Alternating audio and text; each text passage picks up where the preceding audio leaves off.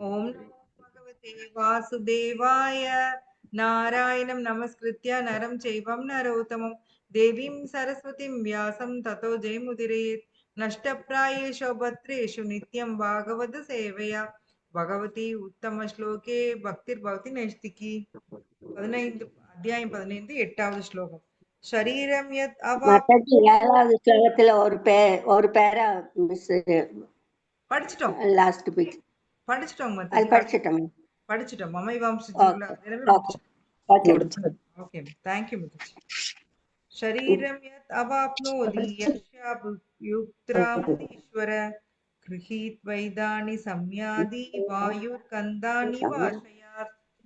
யாராவது மொழிபெயர்ப்பு பொருளுரை படிங்க. யார் படிக்கிறீங்க? படிங்க. ஹரே கிருஷ்ணா. மொழிபெயர்ப்பு மற்றும் தெளிவுரை வழங்கிய ஆசா பக்தி வேதாந்த சுவாமி பிரபுபாதாவுக்கு ஜெய். காற்று நறுமணத்தை தாங்கி செல்வதை போல ஜட உலகில் இருக்கும் உயிர்வாளி ஓர் உடலில் இருந்து மற்றொரு உடலுக்கு வாழ்வின் பல்வேறு உணர்வுகளை சுமந்து செல்கின்றார். இவ்வாறு ஒரு வகையான உடலை பெற்று பின்னர் மீண்டும் வேறொரு உடலை ஏற்பதற்காக இதனை கைவிடுகிறார். பொருளுரை. உயிர்வாளி இங்கே ஈஸ்வர தனது உடலின் எஜமானன் என்று வர்ணிக்கப்பட்டுள்ளார். அவன் விரும்பினால் தனது உடலை உயர்நிலைக்கு மாற்றிக்கொள்ள முடியும், கீழ்நிலைக்கும் கொண்டு செல்ல முடியும். சிறிதளவு சுதந்திரம் உள்ளது. அவனது உடல் மாற்றம் அவனை பொறுத்தது. அவன் எத்தகைய உணர்வை உருவாக்கியுள்ளானோ அந்த உணர்வு மரண நேரத்தில் அவனை அடுத்த உடலிற்கு கொண்டு செல்கின்றது. அவன் பூனை அல்லது நாயை போன்ற உணர்வை வளர்த்திருந்தால் பூனை அல்லது நாயின் உடலுக்கு செல்வது நிச்சயம். அதே சமயம் தெய்வீக குணங்களின் மீது அவன் தனது உணர்வை நிறுத்தி இருந்தால் தேவரின் உடலிற்கு அவன் மாறுவான். மேலும் அவன் கிருஷ்ண உணர்வில் இருந்தால் ஆன்மீக உலகில் உள்ள கிருஷ்ணலோகத்திற்கு மாற்றம் பெற்று கிருஷ்ணருடன் உறவு கொள்வான். உடல் அழிவுற்று பின் எல்லாம் முடிந்து விடுகின்றன என்பது பொய்யான கருத்தாகும். தனிப்பட்ட ஆத்மா ஒரு உடலில் இருந்து மற்றொரு உடலிற்கு மாறிக்கொண்டே உள்ளார். அவனுடைய தற்போதைய உடலும் செயல்களும் அவனது அடுத்த உடலுக்கு பின்னணியாக அமைகின்றன. ஒருவன் கர்மத்தின் அடிப்படையில் பல்வேறு உடல்களை அடைகிறார். நாளடைவில் அவன் அந்த உடலை விட்டு வெளியேற வேண்டும். அடுத்த உடலுக்கான கருத்தினை தாங்கிச் செல்லும் சூஷ்ம உடல் மறுபிறவியில் மற்றொரு உடலை வளர்க்கின்றது என்று இங்கே கூறப்பட்டுள்ளது. ஒரு உடலிலிருந்து மறு உடலுக்கு மாற்றம் பெற்று அந்த உடலில் இருக்கும் போது துன்பப்படும் இந்த வழிமுறை கர்ஷதி அல்லது வாழ்க்கை போராட்டம் என்று கூறப்படுகின்றது. ஹரே கிருஷ்ணா. தேங்க்யூ மாதாஜி. சோ இது வந்து ஒரு முக்கியமான ஒரு சயின்ஸ். நிச்சயமா சயின்ஸ். இது முக்கியமான ஒரு சயின்ஸ். ஷரீரம் யத் அவாப்னோதி உடல் போல அடைகிறான். அபி மேலும் உக்கிரமாதி துறந்து ஈஸ்வர உடலின் உரிமையாளன் கிரகித்வா பெற்று ஏதானி இவையெல்லாம் சம்யாதி செல்கின்றது. வாயு காற்று கந்தா நறுமணம் இவ போல ஆசையாத் அப்படின்னு மூலங்களில் இருந்து. இப்போ ஒரு பொருள் மேல இப்படி இப்போ ஒரு வீட்டுல இப்ப நம்ம வாக்கிங்கே போறோம்னு வச்சுக்கோங்க. அந்த வீட்டுல ஏதாவது சமைச்சிட்டு இருக்கிறாங்க. அப்போ அந்த வாசம் நம்மளுக்கு வந்து வரும் இல்லைங்களா? ரோட்ல நான் நடந்து போயிட்டு இருந்தா கூட அந்த வாசம் வரும். எப்படி நம்ம மூக்குக்கு அது வருது? காற்று அப்படியே தாங்கிட்டு வந்து நம்ம மூக்குல விடுது. இதே மாதிரி ஓர் உடலிலிருந்து மற்றொரு உடலுக்கு பல்வேறு உணர்வுகளை சுமந்து செல்கிறான். இது ரொம்ப ரொம்ப ரொம்ப ஒரு முக்கியமான ஒரு ஸ்டேட்மெண்ட். பல விஷயங்களுக்கு இது கிளாரிபிகேஷன் கொடுக்குது. இப்போ நீங்க பிளைட் ஆக்சிடென்ட் அப்போ பாத்தீங்கன்னா ஒரு பாக்ஸ தேடுவாங்க இல்லைங்களா? அது வந்து ஆரஞ்சு கலர்ல இருக்கும். எதுக்கு அது தேடுறாங்க? அதெல்லாம் ரெக்கார்ட் ஆயிட்டு இருக்கும். ரெஜிஸ்டர் ஆயிடும் எல்லாமே. ஆக்சிடென்ட் ஆச்சு. அது மாதிரி நம்ம உடலுடைய பிளாக் பாக்ஸ் எது? நம்மளுடைய பிளாக் பாக்ஸ் வந்து ஆத்மா. சூட்சும உடல். பாருங்க, நல்லா தெரியும். மனம் புத்தி பொய்யா. உங்களுக்கு இருக்கிறது எல்லாத்தையும் மறந்துடுங்க. இதுவரை கத்துக்கிட்டது எல்லாத்தையும் மறந்துட்டு பிளாங்கா ஒழுங்கா கேளுங்க. சரியா? நம்மளுக்கு 2 வகையான உடல் இருக்கும். உங்களுக்கு தெரியும். வெளியில பாக்குற இந்த உடல், உள்ள இருக்கிற சூட்சும உடல். உடல் எதனால ஆனது? மனம் புத்தி பொய் அகங்காரம். மனம் புத்தி அகங்காரம். நீங்க டெய்லி என்னென்ன பாக்குறீங்களோ, என்னென்ன கேக்குறீங்களோ, என்னெல்லாம் டேஸ்ட் பண்றீங்களோ, என்னெல்லாம் தொடுறீங்களோ, என்னெல்லாம் நுகர்றீங்களோ, அது அத்தனையும் எங்க போய் ரெக்கார்ட் ஆகுது? சூக்ஷ்ம உடல். சூக்ஷ்ம உடல்ல போய் ரெக்கார்ட் ஆயிடும். இப்போ ஒரு குழந்தை பாத்தீங்கன்னா, நீங்க பிறந்த குழந்தை 1 வயசுல இருந்து சாப்பிட ஆரம்பிக்கும் கிட்டத்தட்ட இல்லைங்களா? 6 மாசம் டு 1 இயர்க்குள்ள சாப்பாடு ஊட்ட ஆரம்பிச்சிருவோம் நம்ம. அப்போ நீங்க சொல்லியா குடுக்குறீங்க, அதுக்கு ஒரு டேஸ்ட் டெவலப் ஆகும் பாத்திருக்கீங்களா? சில குழந்தை ஒரே வீட்லயே 5 குழந்தைங்க இருக்காங்கன்னு வச்சுக்கோங்க. 5 பேர் டேஸ்ட் ஒரே மாதிரி இருக்கா?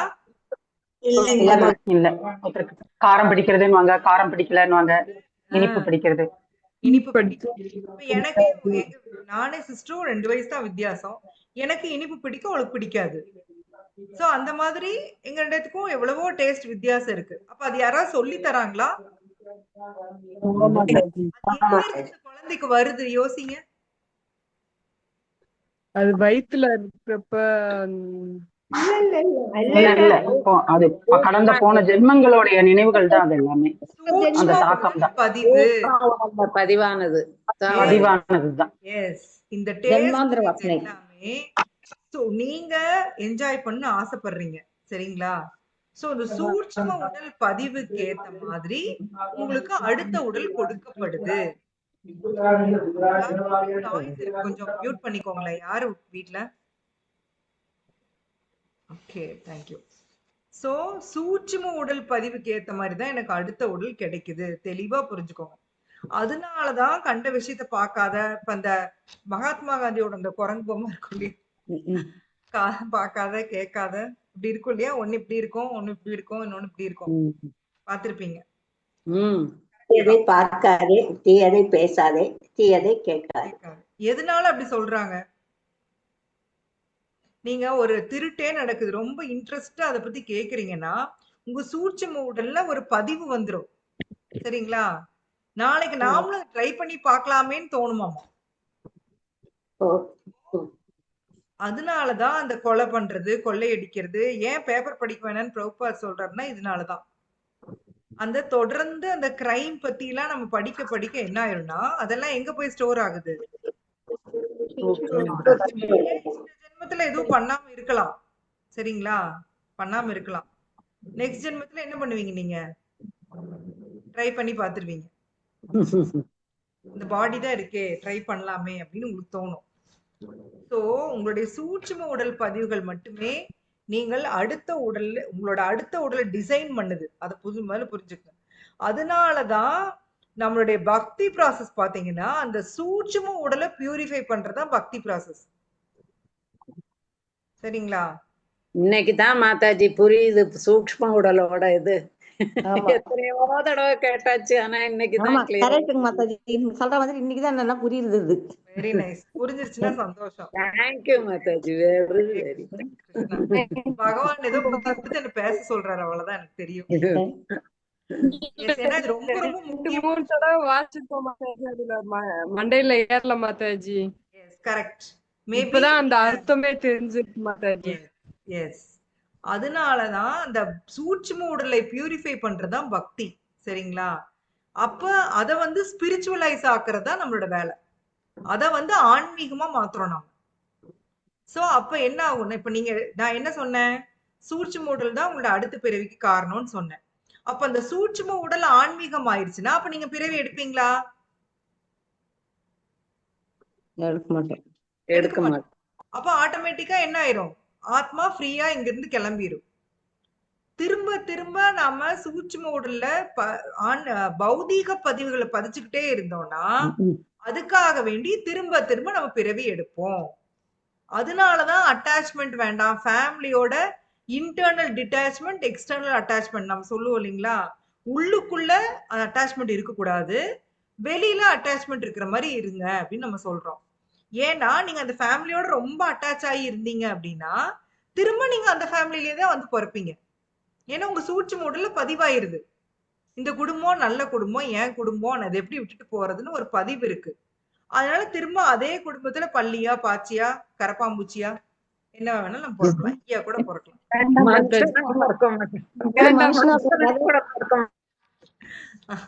மனுஷ பிறவி மாட்டோம். கிடைக்கும் கேரண்டி இல்ல இல்லைங்களா? பக்தி பண்ணாதவங்களுக்கு சொல்றேன் நான். பக்தி பண்ணாதவங்களுக்கு மனுஷ பிறவி கேரண்டியே கிடையாது.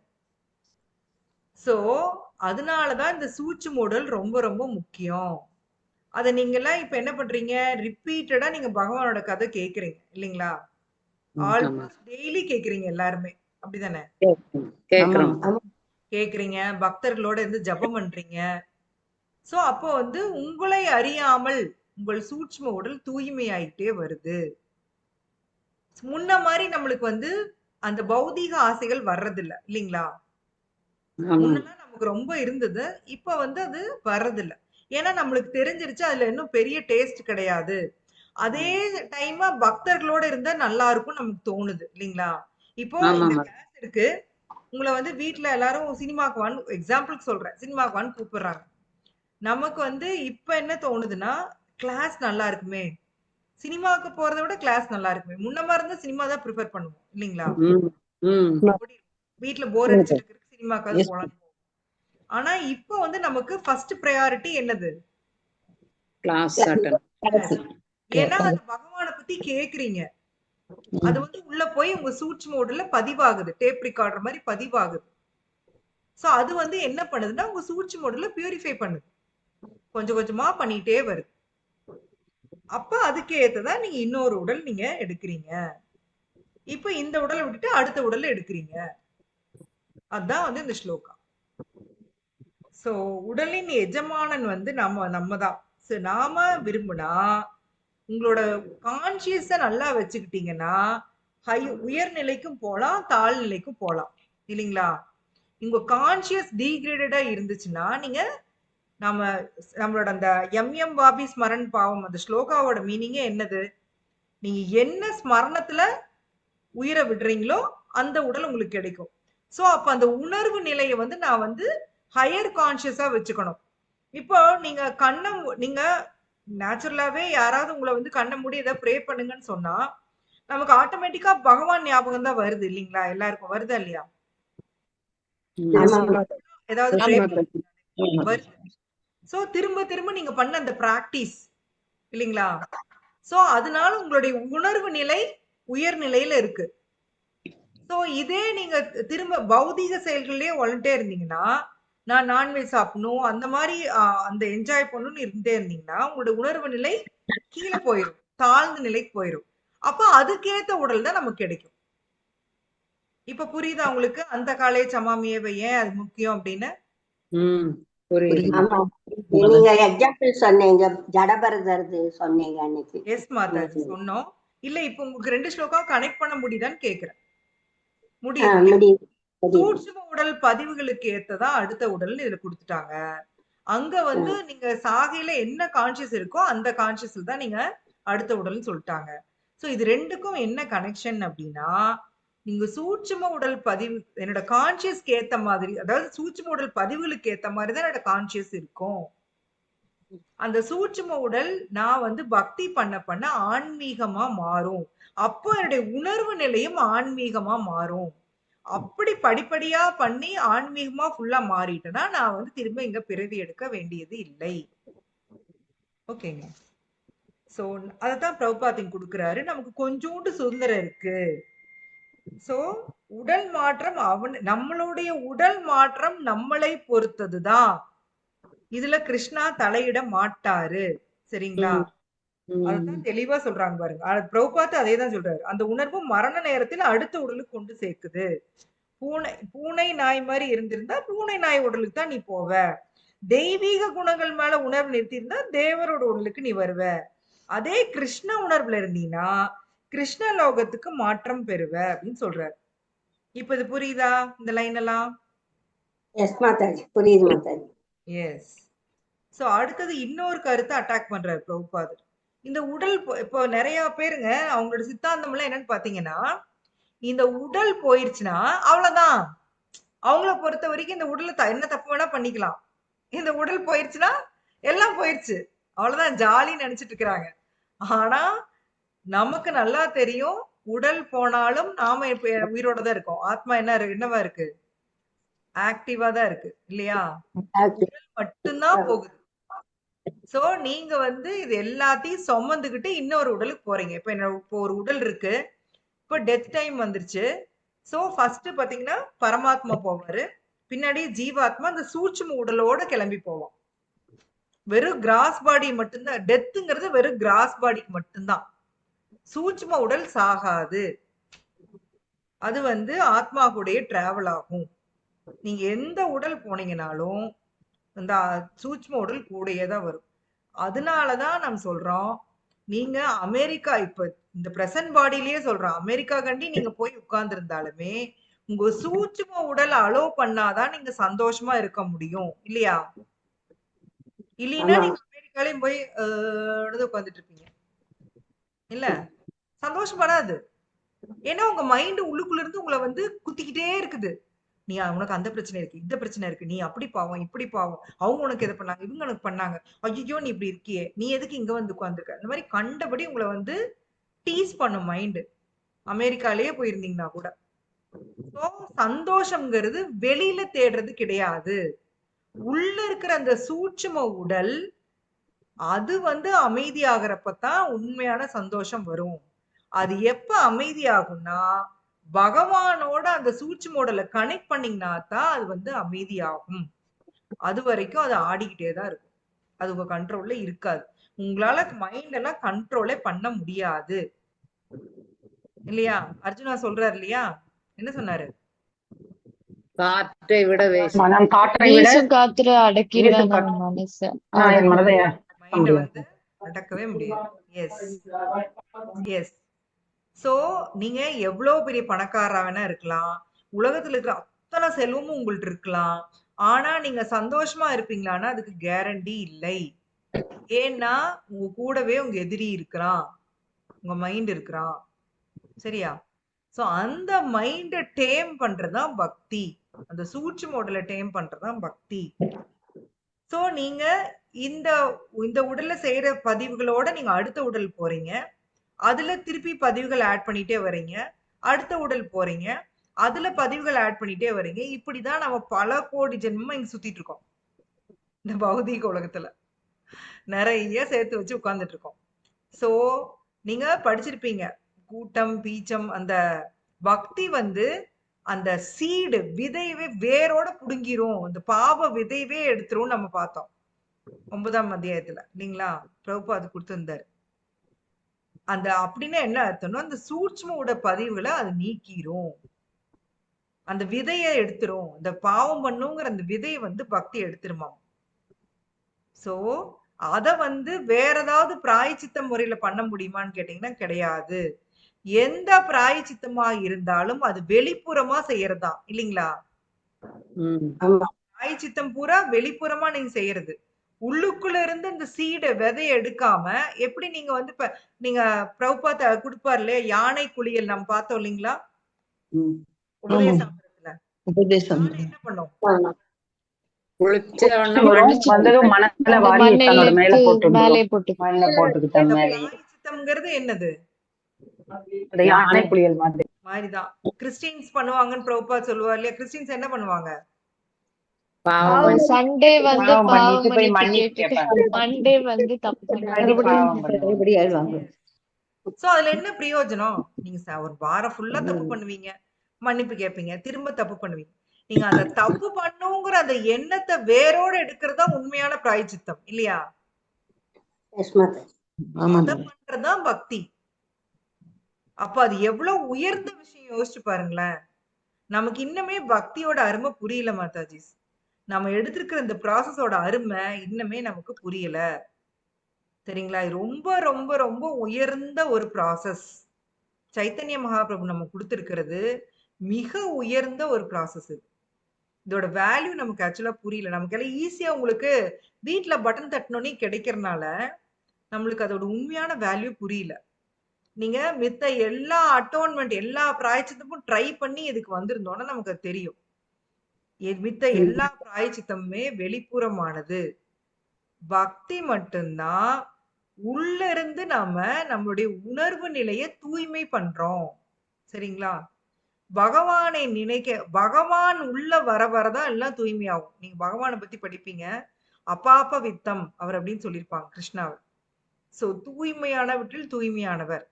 அவரு உள்ள வர வரதான் உள்ள இருக்கிற அந்த அழுக்கெல்லாம் போகும். மத்தபடி நீங்க என்னன்னா வாஷிங் பவுடர் என்ன போட்டு கழுவுனீங்கனாலும் அது போகவே போகாது. லேட்டஸ்டா என்ன வாஷிங் பவுடர் போட்டாலும் அது வந்து விலகாது. அதான் இங்க பிரபுபாத் கொடுக்குறாரு. நீ என்ன பண்ணுவேன்னா ஆத்மா ஒரு உடல்ல இருந்து மற்றொரு உடலுக்கு மாறிட்டே இருக்கான். தற்போதைய உடலுக்கும் செயல்களுக்கும் அவனது அடுத்த செயல்களும் அடுத்த உடலுக்கு பின்னணியா இருக்கு. நீங்க இப்ப என்னென்ன செய்றீங்களோ அதுதான் உங்களுடைய அடுத்த உடலை டிசைட் பண்ணுது. சரிங்களா? ஒருவன் கர்மத்தின் அடிப்படையில் பல்வேறு உடல்களை அடைகிறான். நான் உங்களுக்கு சொல்லியிருக்கேன் இல்லையா, கர்மனா தெய்வ நேத்திரேன 2 விஷயம் தான் டிசைட் பண்ணுது. நம்ம கர்மா, பகவானுடைய தெய்வ நேத்திரம், இது 2 தான் நம்மளுடைய அடுத்த உடலை அடைய ஹெல்ப் பண்ணுது. அந்த கர்மா எப்படி டிசைட் ஆகுதுன்னா சூட்சும உடல் பதிவுகளை வச்சுதான் கர்மா. சோ அப்போ அடுத்து அதுக்கு வந்து அந்த உடலுக்கு போறான், அந்த உடலுக்கு போயிட்டு திருப்பி அடுத்த உடலுக்கு போயிட்டே இருக்கிறான். சோ அந்த அடுத்த உடலுக்கான கருத்தினை தாங்கி செல்லும் சூட்சும உடல் மறுபிறவியில் மற்றொரு உடலை வளர்க்கிறது. ஒரு உடலிலிருந்து மறு உடலுக்கு மாற்றம் பெறும்போது இந்த உடலில் இருக்கும்போது துன்பப்படும் இந்த வழிமுறை கர்ஷதி, வாழ்க்கை போராட்டம். யோசிச்சு பாருங்க, நீங்க வந்து ஒரு ஆத்மா, நீங்க ரொம்ப தூய்மையானவங்க, உங்களுக்கும் இந்த பௌதிகத்துக்கும் சம்பந்தமே கிடையாது.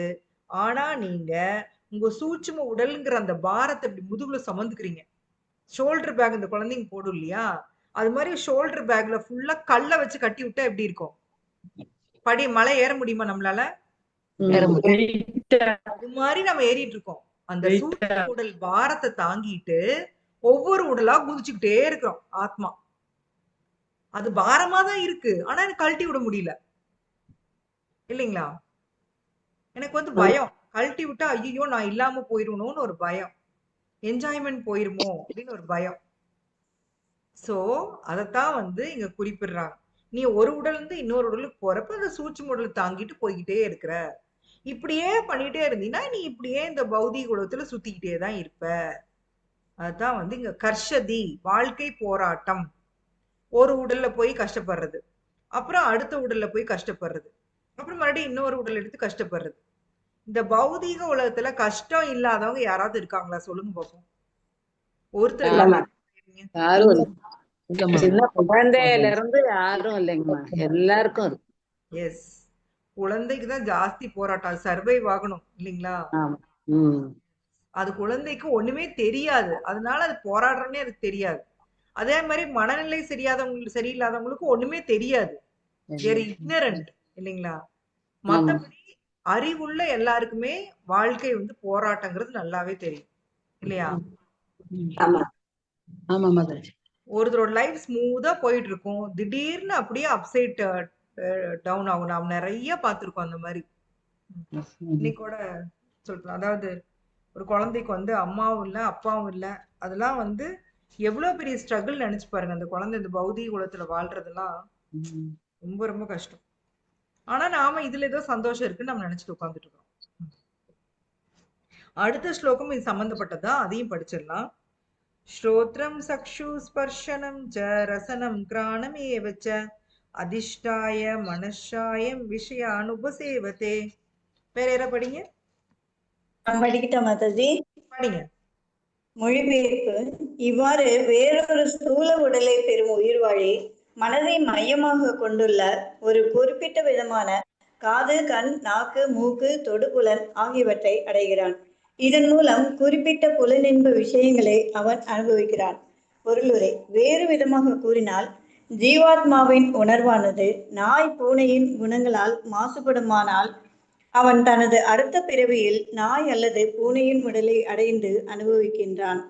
உணர்வு அதன் உண்மை நிலையில் நீரை போன்று தூய்மையானதாகும். ஆனால் நீரை ஒரு குறிப்பிட்ட நிறத்துடன் கலந்தால் அது மாற்றமடைகிறது. அதுபோல தூய்மையாக இருக்கும் தூய ஆன்மீக ஆத்மாவின் உணர்வு பௌதீக குணங்களின் தொடர்புகளுக்கு ஏற்ப மாற்றமடைகின்றது. உண்மையான உணர்வு கிருஷ்ண உணர்வாகும். எனவே ஒருவன் கிருஷ்ண உணர்வில் நிலை பெறும்போது அவன் தனது தூய வாழ்வில் இருக்கின்றான். ஆனால் அவனது உணர்வு ஏதேனும் பௌதீக எண்ணங்களால் கலங்கமுறும் போது அடுத்த பிறவியில் அவன் அதற்கேற்ற உடலை அடைகிறான். மீண்டும் மனித உடலையே அவன் அடைவான் என்பது நிச்சயமல்ல.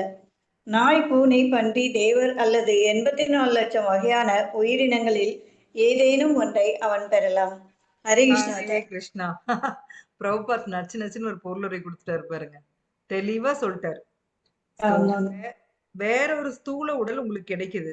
அப்போ உங்களுக்கு ஒரு கண்ணு, காது, மூக்கு, கண்ணு, காது, நாக்கு, மூக்கு, தொடுப்புலன் இதெல்லாம் வருது. அது எப்படி வரும்னா, நீங்க அந்த போன சூட்சும உடல் பதிவுக்கு ஏத்த மாதிரிதான் அதுவும் கிடைக்குமா. சப்போஸ் நீங்க கண்ணை வச்சு ரொம்ப மோசமான விஷயங்கள் பண்ணியிருந்தீங்கன்னா உங்களுக்கு கண்ணை பிடுங்கிடுவாரு கிருஷ்ணா. பார்வை பிடிங்கி, கண்ணு இருக்கோ பார்வை எடுத்துருவாரு இல்லையா? அப்படிதானே? பேசக்கூடாத விஷயங்களை பேசியிருந்தோம்னா நம்மளுக்கு பேச்சு வராது. கேட்கக்கூடாத விஷயங்களை அதிகமா பண்ணியிருந்தோம்னா கேட்காது. சோ நம்மளுடைய உடலில் இருக்கக்கூடிய குறைபாடுகளை வச்சே நாம போன பிறவில என்னென்ன பண்ணிருக்கோம் நமக்கு வந்து புரிஞ்சிடும் இல்லைங்களா? சோ அதுக்கேத்த மாதிரிதான் நமக்கு எல்லா கண்ணு, காது, மூக்கு எல்லாமே நமக்கு கிடைக்குது. சோ இது மூலமா ஒரு குறிப்பிட்ட புலன்பு விஷயத்தை நம்ம அனுபவிக்கிறோம். நமக்கு இதெல்லாம் ஒழுங்கா இருக்குனாவே உண்மையிலேயே நீங்க வந்து பகவானுக்கு தான் நன்றி உள்ளவங்களா இருக்கணும் இல்லைங்களா? இந்த அளவுக்கு கண்ணு, காது, மூக்கெல்லாம் இருக்குங்காட்டிதான் கிருஷ்ணா பத்தி கேட்க முடியுது, பார்க்க முடியுது, பேச முடியுது, பிரசாதம் சாப்பிட முடியுது, பிரசாதம் சாப்பிட முடியுது. மெயின் பாயிண்ட் கொண்டீங்க. நாம பிரசாதம் சாப்பிடறத உயிரே வாழ்றோம். கரெக்ட். பிரசாதம் தான். பிரசாதம் மட்டும் போடலினா இஸ்கானு கூட்டமே வராது. நான் எழுதி தரேன். நிஜமாவே கிளாஸ் முடிகிற ஓரத்துக்கு தான் நிறைய எல்லா கோயிலும் இதான் பெரிய பிரச்சனை இப்ப போயிட்டு இருக்குது. முடிகிற ஓரத்துக்கு ஒரு 20-25 பேர் வருவாங்க. இவங்க அங்க இருக்கிறவங்களை கவுண்ட் பண்ணி சமைச்சு வச்சாங்கன்னா திடீர்னு முடிகிற ஓரத்துல 20 பேர் 25 பேர் எக்ஸ்ட்ரா வருவாங்க. எங்க இருந்து வராங்களே தெரியாது. சரி இவங்கதான் வராங்களேன்னு சேர்த்து சமைச்சு வச்சா அடுத்த வாரம் காணாம போயிடுவாங்க. சோ இது ஃப்ளோட்டிங் கிரவுட்னு சொல்லுவாங்கல்ல, அந்த மாதிரி. சோ வாழ்க்கையில பிரசாதம் ரொம்ப ரொம்ப முக்கியம். ஞாபகப்படுத்துனதுக்கு ரொம்ப நன்றி மாதாஜி. நீங்க அப்படிதானே மாதாஜி? இல்ல அந்த சாப்பிடுற பிளஷர் இல்லைன்னு வச்சுக்கோங்க, மனுஷன் வாழ்க்கையே வெறுத்துருவான். நீங்க எவ்வளவு கஷ்டமா இருந்தாலும் சாப்பிட்டீங்கன்னா ஒரு மாதிரி மைண்ட் வந்து செட்டில் ஆயிரும். நான்லாம் அப்ப பண்ணிருக்கேன். ஸ்ட்ரெஸ் ஈட்டிங் டாக்டர் சொல்லுவாங்க. அதைய ஸ்ட்ரெஸ் ஜாஸ்தியா இருந்தா எதையாவது சாப்பிட்டோம்னா நம்மளுக்கு ஒரு மாதிரி செட்டில் ஆயிரும். அது நல்லதெல்லாம் இல்ல, கெடுதல் தான். ஆனா வந்து அப்ப வந்து எனக்கு வந்து அப்ப வலி, எனக்கு எங்க போறதுன்னே எனக்கு தெரியாது. எங்க வீட்டுல எனக்கு அப்படியே ஒரு பயங்கரமான ஸ்ட்ரெஸ்ஃபுல் சிச்சுவேஷன்ல போய் எதையாவது எடுத்து சாப்பிட்டேன்னா எனக்கு ஒரு அமைதி கிடைக்கிற மாதிரி இருக்கும் எனக்கு. அந்த மாதிரிலாம் ட்ரை பண்ணிருக்கேன் நான். எப்படியாவது ஒரு சின்ன சந்தோஷம் கிடைக்காதா அப்படின்ட்டு. சோ சாப்பாடு உண்மையிலேயே நம்மளோட ஸ்ட்ரெஸ் பஸ்டர் தான். அதனாலதான் வந்து அதுல வெரைட்டி. இப்ப பிரபுபாத் நமக்கு அதனாலதான் அப்படி கொடுத்துட்டு போயிருக்காரு. இஸ்கான்ல பாத்தீங்கன்னா வெரைட்டி ஆஃப் ஃபுட், கேக்ல அத்தனை வெரைட்டி எல்லாம் நிறைய செய்வாங்க. ஏன்னா அந்த ஒரு புலன் வந்து திருப்தி ஆயிடுச்சுன்னு வச்சுக்கோங்க, நீங்க கொஞ்சம் ஹாப்பியா இருக்கலாம். அதுக்குதான். சோ இந்த அதுக்கேத்த புலன்கள் தான் ஒரு சூட்சும உடல் பதிவுக்கு ஏத்த மாதிரிதான் நமக்கு புலன்களும் கிடைக்கும். அதுதான் கிருஷ்ணர் தெளிவா சொல்றாரு. எப்ப சாப்பாடு போடுவாங்கன்னு. ஆமா, எப்ப சாப்பாடு போடுவாங்க? கிளாஸ் உட்கார்ந்து கஷ்டப்பட்டு கேக்குறதே சாப்பாடு சாப்பிடறதுக்கு தானே. எஸ். என்ன போடுவாங்க, என்ன செஞ்சிருப்பாங்க, போண்டா பஜ்ஜி ஏதாவது இருக்குமா, நம்மளுக்கு ஒண்ணு எக்ஸ்ட்ரா கிடைக்குமா, மைண்ட் அப்படிதான் யோசிக்கும் இல்லையா? எனக்கு ஒண்ணு எக்ஸ்ட்ரா நல்லா இருக்குமே. எஸ், நாம ஸ்பெஷல் இல்லையா? அதனால நம்மளுக்கு வந்து எல்லாமே நல்லதா கிடைச்சிடணும். மத்தவங்களுக்கு இருந்தா என்ன, இல்லைன்னா என்ன, செய்யறவங்களுக்கே இருந்தா என்ன, இல்லைன்னா என்ன, எனக்கு வேணும்பா இல்ல. நாம அதெல்லாம் மாதாஜி, நீங்க வேற. பாவம் மாதாஜி, கஷ்டப்பட்டு செய்யறாங்கல்ல, எடுத்துக்கணும். ஆமா ஆமா. எஸ். சோ இப்ப பிரபுபாதிங் கொடுக்கிறாரு, நீ பூனை நாய் மாதிரி குணங்கள் இருக்குன்னா அடுத்த பிறவியில பூனை நாய் மாதிரிதான் நீ பிறப்ப அப்படிங்கிறாரு. உணர்வு அதன் உண்மை நிலையில் நீரை போன்று தூய்மையானது. நான் தான் சொன்னேன் இல்லைங்களா உங்கள்ட்ட, கான்சியஸ் கான்ஷியஸ் வந்து ஆக்சுவலி ரொம்ப ரொம்ப நமக்கு வந்து ஒரு ஆத்மாவா நம்முடைய உணர்வு ரொம்ப ரொம்ப தூய்மையானது. ஆனா ஒரு குறிப்பிட்ட இப்ப தண்ணி எப்படி ஒரு குறிப்பிட்ட நிறத்தோட சேர்றப்போ கலர் மாறுதோ, அது மாதிரி நம்ம ஒரு குறிப்பிட்ட உடல்ல நம்ம போறப்போ என்ன பௌதீக குணங்களின் தொடர்புக்கு ஏற்ப மாற்றம் அடையுது. சோ உண்மையான உணர்வு கிருஷ்ண உணர்வு அப்படின்னு பிரபுபாத் தெளிவா கொடுக்குறாரு. சோ அந்த முக்குணத்தோட கான்டாக்ட் பண்றப்பதான் நம்மளுடைய உணர்வு நிலை மாறுது இல்லைங்களா? ஆமாம். அது வரைக்கும் தூய்மையா தான் இருக்கும். அதனாலதான் பாருங்க பகவான் நடுல 3ஆம் அத்தியாயத்துல ஒரு ஸ்லோகா சொல்லியிருப்பாரு. நகி கஷித் ஷனம் அப்பி அப்படின்னா என்ன அர்த்தம்னா, ஆத்மாவால ஒரு நிமிஷம் கூட சும்மா இருக்க முடியாது. உண்மைதான் இல்லைங்களா? ஆமாங்க. நம்மளால இருக்க முடியலையே. இருக்க முடியலதான். எஸ். எதனால அப்படின்னா, நான் அந்த பௌதீக அந்த முக்குணங்களின் தொடர்புல இருக்கறனால என்னால ஒரு நிமிஷம் கூட சும்மா இருக்க முடியாது. நான் எந்நேரம் இந்த முக்குணங்களின் கண்ட்ரோல்ல தான் நான் இருக்கேன். அது தெரியாம நான் என்னமோ ஃப்ரீயா இருக்கேன்னு நான் நினைச்சிட்டு இருக்கிறேன். சுதந்திரமா இருக்கேன் அப்படின்னு. ஆனா நாம எப்பவுமே முக்குணங்களின் கண்ட்ரோல்ல தான் இருக்கோம். சோ உன்னுடைய இயல்பு இது அர்ஜுனா. நீ சும்மா போய் உட்கார்ந்துருக்கன்னு நீ சொல்லாத அப்படிங்கிறாரு. நகி கஷித் ஷனம் அப்பி. ஒரு கணம் கூட இப்ப பாத்தீங்கன்னா நம்ம போய் டாக்டர்கிட்ட போய் உட்கார்ந்துருக்க மாதிரி ஒரு கொடுமையான விஷயம் ஏதாவது இருக்கா சொல்லுங்க பாப்போம் உலகத்துல.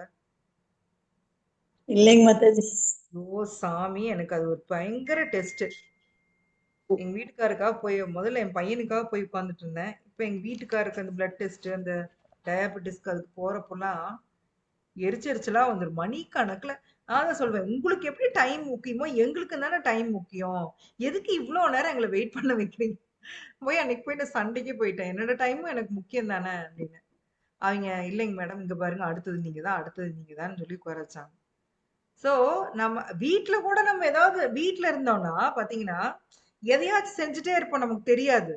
ஒரு இடத்துல போய் ஒண்ணுமே நீ பண்ணக்கூடாது அமைதியா உட்கார்ந்துருந்தா ரொம்ப கொடுமையா இருக்கு இல்லைங்களா? நேத்து நான் போய் உட்காந்துட்டு இருந்தேன் மாதாஜி. ஹாஸ்பிட்டலா மாதாஜி?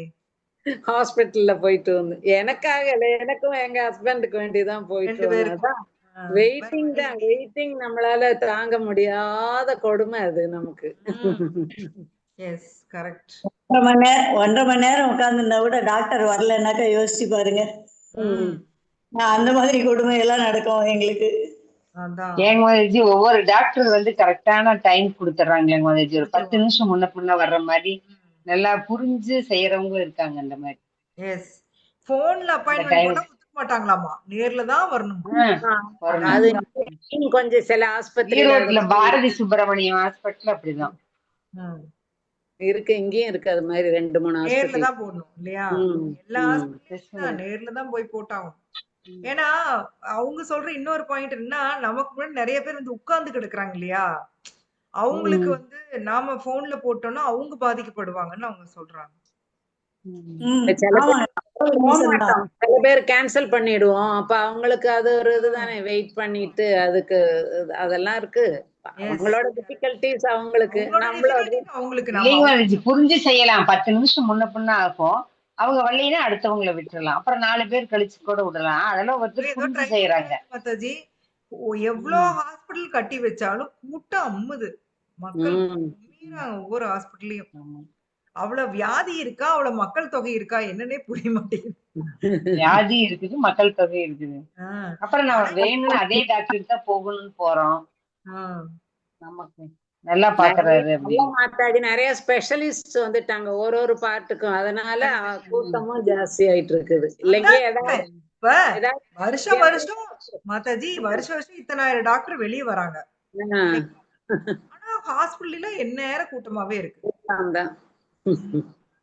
அதுவும் கேஎம்சிஹெச் மாதிரி பெரிய பெரிய ஹாஸ்பிட்டலுக்குள்ள போயிட்டோம்னா அவ்வளவுதான். அவங்க பார்த்து எப்படியே கருணையோட கூப்பிட்டாங்கன்னா தான் உண்டு இல்லைங்களா? போனா 5 எழுதி கொடுக்குறாங்க மாதாஜி. அதுக்கு எவ்வளவு பேர் நிக்கிறாங்க. அதுக்கு அது முடிஞ்சு டாக்டர் கன்சல்டேஷன் அப்படியே டைம் ஆயிடுது. கேஎம்சிஹெச் மட்டும் இல்ல, ஜிஹெச்சே உங்களுக்கு அப்படிதானே இருக்கு மாதாஜி. மாதாஜி ஜிஹெச் கூட புரிஞ்சுக்க முடியுது, அதாவது ஃப்ரீ ட்ரீட்மெண்ட். இங்கெல்லாம் காசு கொடுத்துல ட்ரீட்மெண்ட் பாக்குறோம். ஆமாங்க, காசு கொடுத்தாலும் அப்படிதான் இருக்கணும். அதான் சொல்றேன். அதுக்கும் மாதாஜி டெர்மட்டாலஜிஸ்ட் கிளினிக்ல கூட அவ்வளவு கூட்டமா தான் இருக்கு பாரு. மாதாஜி. சும்மா வீட்ல அங்கதான் ஃபர்ஸ்ட். கிளினிக் வச்சிருந்தா கூட பயங்கரமா கூட்டம் இருக்கு அங்க கூட. அதே சமயம் ஈயோட்ரிட்டிக்கு டாக்டர் நிறைய இருக்கிறாங்க, அதுவும் நிறைய இருக்குது. அந்த கைராசின்னு பேர் வாங்கிட்டா நல்ல கூட்டம் பிச்சுட்டு வந்துருக்கு. ஆமா. எஸ். சோ ஒரு ஜீவாத்மாவால கொஞ்ச நேரம் கூட சும்மா இருக்க முடியாது. ஒரே நிமிஷம் இருங்க, இந்த சார்ஜ் போட்டுக்கிறேன்.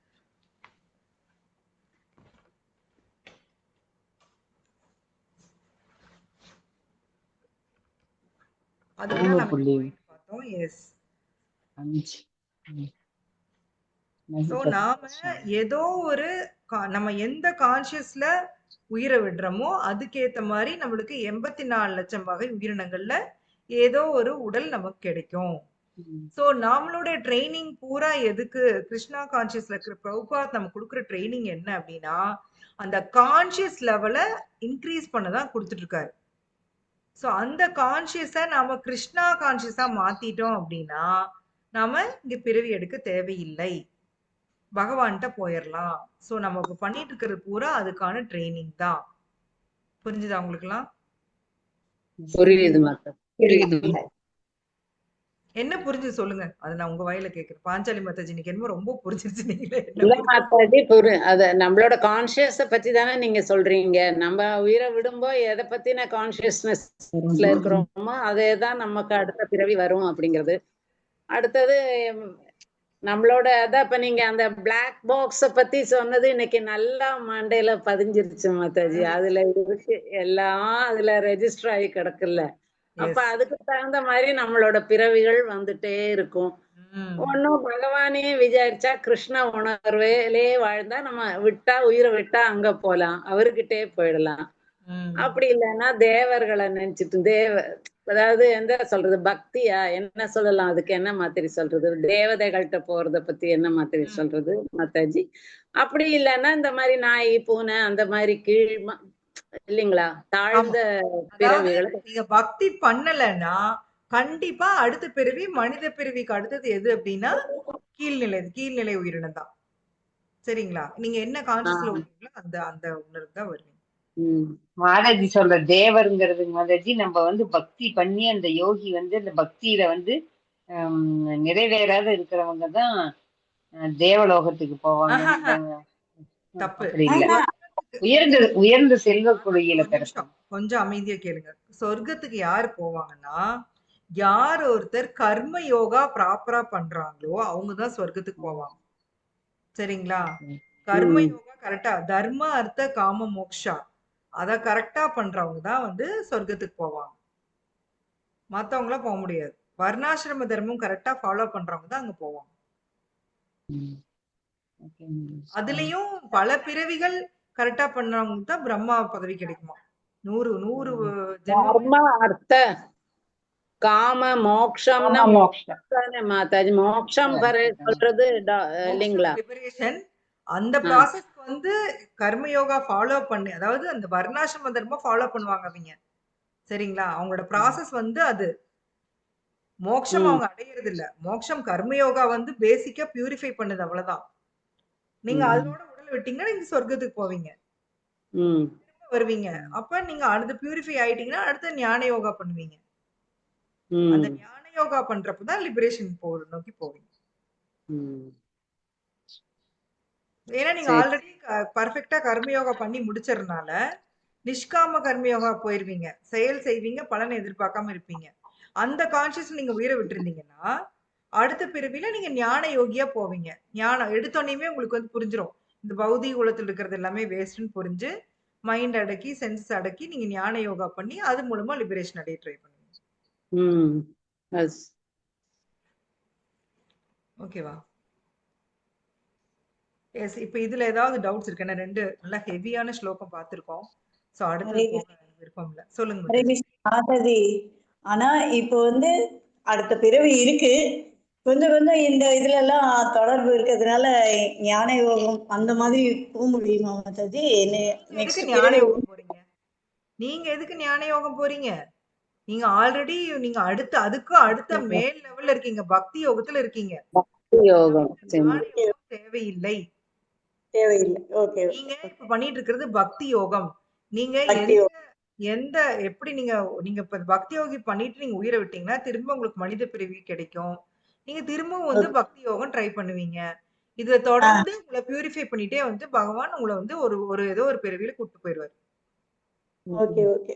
தேங்க்யூ மாதாஜி. அதான் நம்ம ப்ராசஸ். நான் சொல்றது அந்த ஸ்டெப் பை ஸ்டெப் ப்ராசஸ் சொல்லிட்டு இருக்கேன். கர்ம யோகா பண்ணி பியூரிஃபை ஆகி ஞான யோகா போறது ஸ்டெப் பை ஸ்டெப். அதுக்கப்புறம் பக்தி. அப்புறம் பக்தி பண்ணணும். அவங்களும் பக்தி பண்ணணும். அப்பதான் முக்தியே கிடைக்கும். ஆனா பக்தி பார்ட் அவங்கள்ட்ட வீக்கா இருக்கும், கம்மியா இருக்கும். என்ன மாதிரி? உங்கள மாதிரியா? எங்க மாதாஜி இந்த அளவுக்கெல்லாம் பக்தி பண்ணிட்டு என்னத்த கிடைக்க போகுது? பண்ணிட்டு இருக்கிறது பக்தி யோகம். அதான் அது கொஞ்சம் தானே பண்றோம்.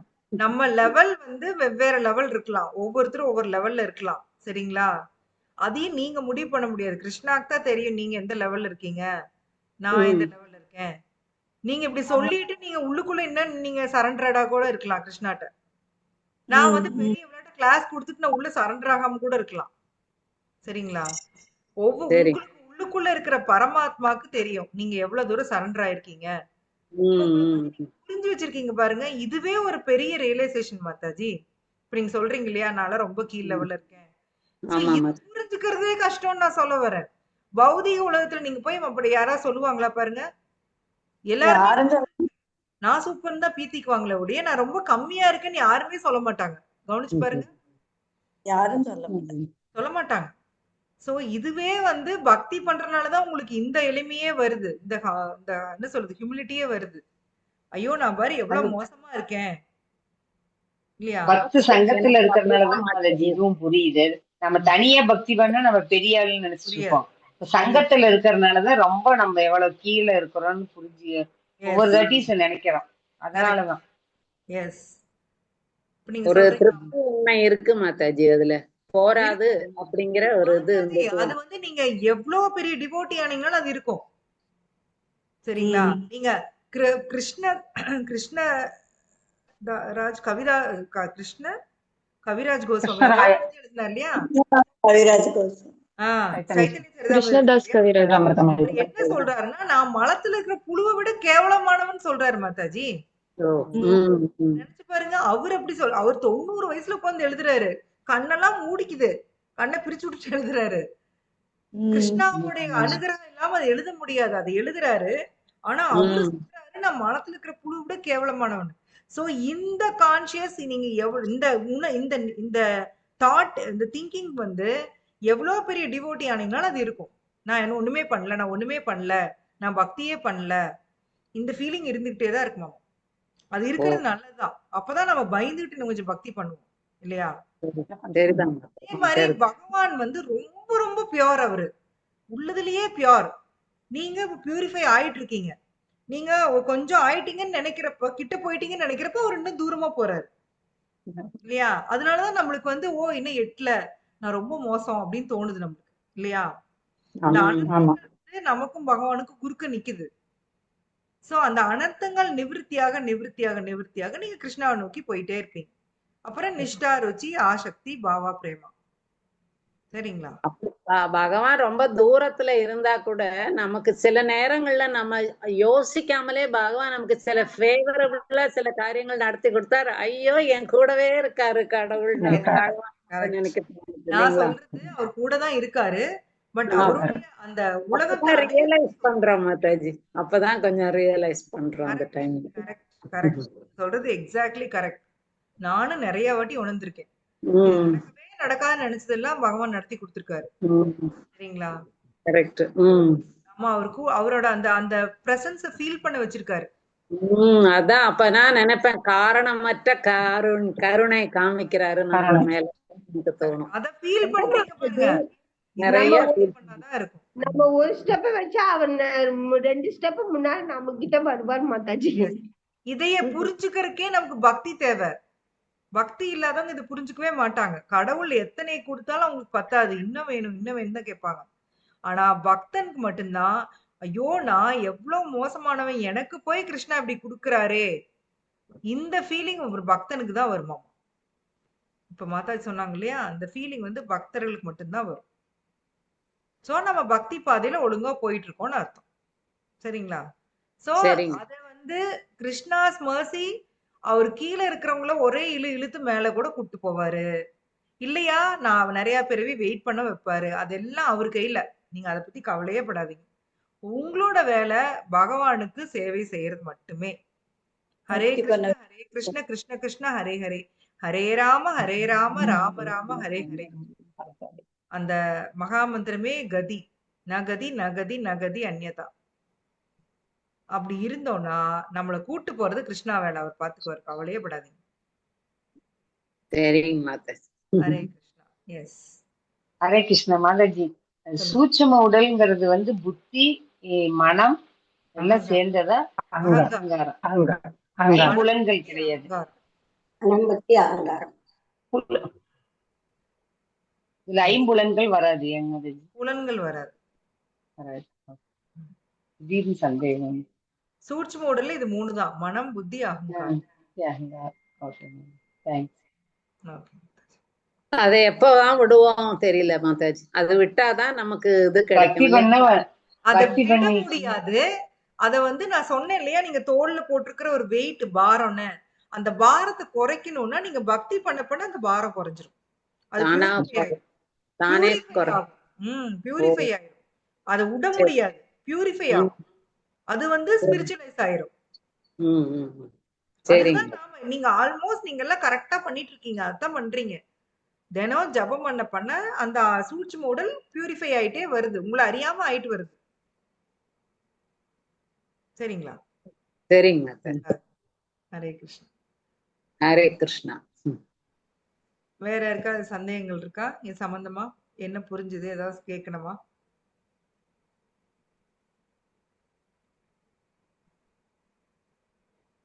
ஒருத்தருக்கு ஒரு சந்தேகம் வர்றதில்ல. எல்லாம் கேட்டீங்க. ஓகே. சம்பூர்ணம்மா சவுண்ட காணோம். இருக்கேங்க மாதாஜி. புரிஞ்சிருச்சா இன்னைக்கு? புரிஞ்சதுங்க மாதாஜி. நீங்க தான் நல்ல தெளிவா சொல்லிட்டீங்களே. ஓகே, அதனால சந்தேகமே வரல. Okay okay. Hare Krishna. So இதோட முடிச்சுக்கலாம். ग्रंथराज श्रीमद् भगवत गीता की जय, श्रील प्रभुपाद की जय, जय हरि बोल।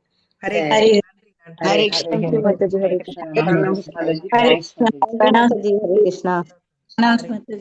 हरे कृष्ण।